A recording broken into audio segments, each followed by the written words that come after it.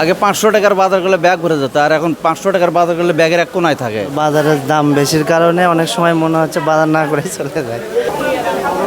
বগুড়ার বাজারে কাঁচা সবজির দাম ক্রেতাদের নাগালের বাহিরে, লাগাম দেয়া যাচ্ছে না দামে। লাফিয়ে লাফিয়ে দাম বাড়ছে বাজারে, না বিশ্বাসে ক্রেতারা।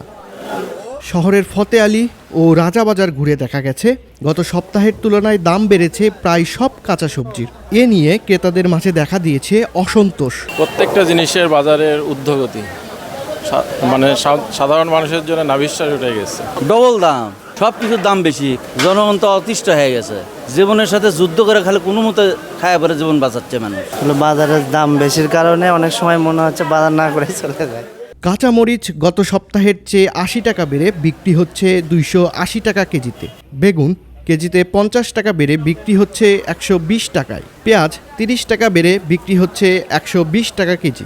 পটলের দাম দ্বিগুণ বেড়ে বিক্রি হচ্ছে 40 টাকা কেজিতে। আগের চেয়ে বহুত দাম বেশি, বহুত। পটল বিক্রি হচ্ছে 25, এখন বিক্রি হচ্ছে 40। আলু হলো 60 টাকা, 70 টাকা, করলে 140, কাকুল 100, শশা 100।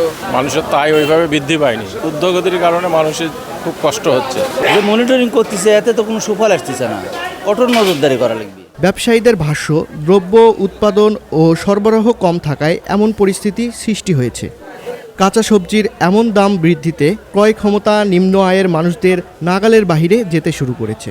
সরকারের হস্তক্ষেপ কামনা করেছেন সাধারণ মানুষ।